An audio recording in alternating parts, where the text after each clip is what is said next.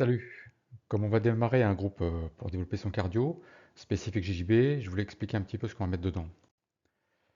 Alors déjà, on va développer des choses entre guillemets rapidement. Pourquoi? Parce que les choses genre capacité cardiaque, hein, avoir un cœur plus souple, plus volumineux et ainsi de suite, ou le rythme de combat, savoir adapter son rythme dans la mesure du possible à ses capacités pour ne pas être dans le rouge, ça c'est des choses qui s'améliorent naturellement sur la durée.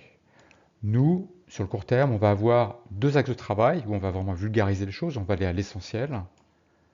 Le premier, c'est le cardio du combat, c'est-à-dire que pendant la durée du combat, ne pas être essoufflé ou affaibli à la fin du combat.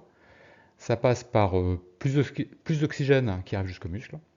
Ça passe par une chimie qui nous permet, quand on s'arrête un petit peu, on est un petit peu essoufflé, on s'arrête un petit peu, ah ben, on récupère pendant le combat même, et savoir bosser avec plus SO2 que nature. Ça va être fait par des exercices respiratoires qu'on va apprendre, qu'on va pratiquer, et on va voir, ce qui est bien, c'est qu'on va voir assez rapidement des résultats. Donc ça, c'est plutôt satisfaisant.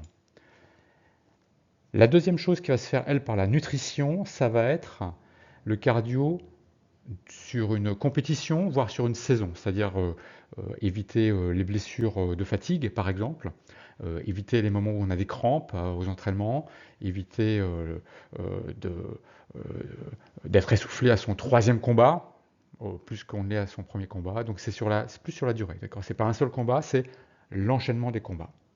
Et ce qui est intéressant, c'est que quand on va travailler là, en fait, on va voir des améliorations sur l'autre axe. C'est-à-dire que la nutrition améliore aussi le cardio-combat et la respiration améliore la saison. Donc tout ça, euh, tout ça va de pair et se conjointe plutôt pas mal. J'espère vous voir bientôt dans ce groupe.